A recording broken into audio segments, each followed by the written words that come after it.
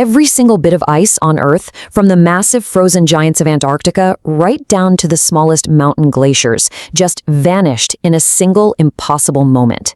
Coastlines are already changing before the sun even rises. Oceans are violently surging into our cities.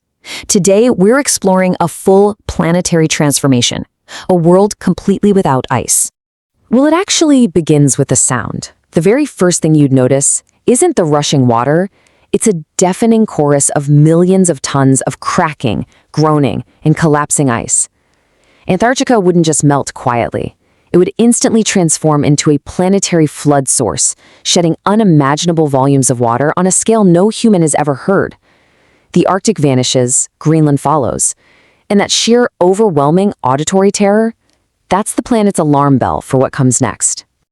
Okay, let's dive into this. The immediate aftermath is absolutely staggering.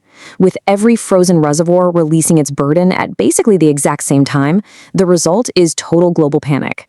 Every government activates emergency systems simultaneously. Every single coastline becomes a red zone. Every port is under threat. If you live by the water, you look outside and realize in an instant that your normal life is never ever returning. The illusion of safety breaks down incredibly fast. Hour 1, people might just think it's a massive sensor malfunction or a media panic. But by hour 12, as the real data floods in, millions frantically flee to higher ground. Roads absolutely choke with traffic. Airports are completely overloaded. And by hour 24, the terrifying reality sets in.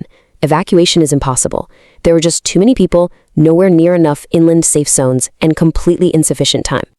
To really grasp this, we have to rethink what ice actually is. It's stored geography. Think of it as immense pressure and unimaginable weight that has literally been sitting on our landmasses for thousands and thousands of years. Removing all that ice overnight is like taking a giant, incredibly heavy hand off the surface of the Earth.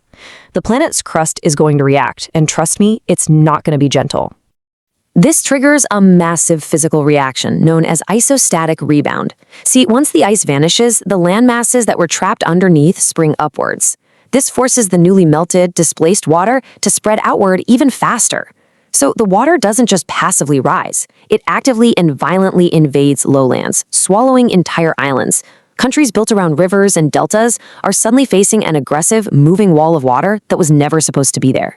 We're talking about places like New York, Miami, Tokyo, Lagos, Amsterdam. Massive global population centers face instant existential crises. Sure, some might try to deploy giant pumps or emergency military fleets, but the sheer scale of the sea moving is so enormous that absolutely no single nation could control it. Once the sea moves, no amount of wealth or technology can fully shield you. The ocean doesn't ask for permission. It just enters, and it takes. But the heart isn't just about rising water. What happens when Earth completely loses its cooling machinery? The disappearance of ice changes everything above the surface too. Ocean circulation, temperature balances, atmospheric patterns, they all go completely haywire. The planet doesn't just get wetter, it becomes violently unstable. Earth's atmosphere essentially forgets its own rules, unleashing destructive hurricanes and chaotic heat waves that spread globally. And this brilliantly illustrates the albedo effect. Bright ice and snow act like a giant mirror, bouncing solar heat right back into space. But dark ocean water, it absorbs it. Without ice, Earth becomes a darker planet that massively absorbs warmth, creating a terrifying climate feedback loop.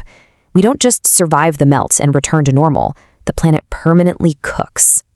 While the world is drowning, an unexpected and really cruel horror takes hold: starvation and thirst. It's the ultimate illusion of water. You're surrounded by oceans, but the most immediate threat to your life becomes the total collapse of our basic survival systems.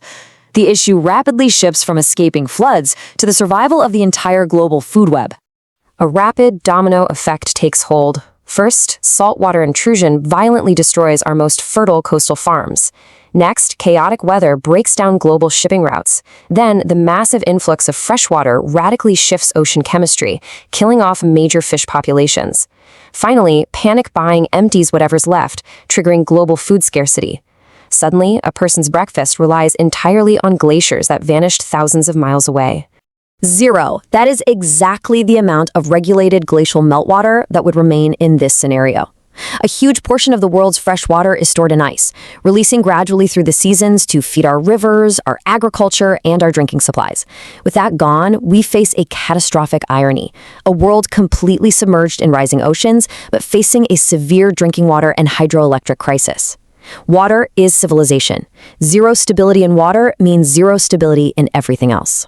The economic shock would be truly beyond human experience. Real estate values in coastal zones collapse overnight, leaving trillions in stranded, literally, underwater assets. Global trade halts as ports frantically try to relocate, causing total supply chain failure. The insurance sector faces mathematically impossible volumes of claims, causing reinsurance systems to seize up instantly. This is the absolute beginning of a new era, defined by scarcity, panic, and massive emergency state intervention just to keep basic systems functioning. But we have to zoom in from the macro economy to the human scale, because the losses are deeply, deeply personal. A flooded house isn't just real estate, it's a childhood home. It's a drawer full of lost photographs. Millions upon millions of uprooted refugees would be forced inland. Inland cities would become incredibly overcrowded, social tensions would skyrocket, and national borders would harden aggressively. Mass migration wouldn't just be a news story, it would become the defining political issue of the age. This forces politicians into making impossible, nation-tearing decisions. I mean, do you save the most populated cities first, or the strategically and economically important ones? Do you spend billions building massive seawalls to defend the old world, or do you accept that the coastline is lost, abandon those cities to the sea, and build a new inland? The line between disaster response and national security blurs completely, and leaders would be forced to choose who gets protected and who gets left behind. In the midst of all this human panic, we absolutely cannot forget that the poles as we know them are gone. Entire polar ecosystems collapse instantly. Animals dependent on ice, polar bears, seals, penguins, face a catastrophic survival crisis. The complex Arctic food web unravels, and the Antarctic environment is completely erased. Marine life that relies on cold currents and stable ice edges is forced to adapt immediately or die out. Nature isn't just damaged here, it is forcefully rewritten. Let's move to and see how this builds, because humanity could adapt. We are incredibly resilient. We would engineer floating infrastructure, build massive desalination systems to turn seawater into drinking water, and invent climate-resilient agriculture. But redesigning civilization from scratch requires extraordinary amounts of money, time, and social trust. Which brings us to a really harsh reality. The rich regions of the world would adapt first, utilizing heavy financial investments to build those floating cities and new power grids. Meanwhile, poorer regions would suffer immediate, unsupported devastation. This stark disparity in who gets to survive and adapt comfortably would become the absolute defining moral crisis of the century. Yet, even in the darkest moments, humanity's best qualities emerge. There would be heroes in this story, ordinary people opening shelters, delivering supplies, and refusing to give up even as the world falls apart. Scientists, engineers, and volunteers who just keep working. Alongside the terror, there is a profound hope found in human cooperation and resilience. If all the ice melted overnight, it would be a planet-wide reset written in water.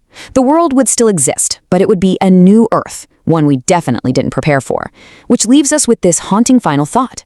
How much of our everyday life, our stability, and our future entirely depends on things we never, ever think about until they are gone. Thank you for exploring this explainer with me. It truly reveals just how fragile the world we think we know really is.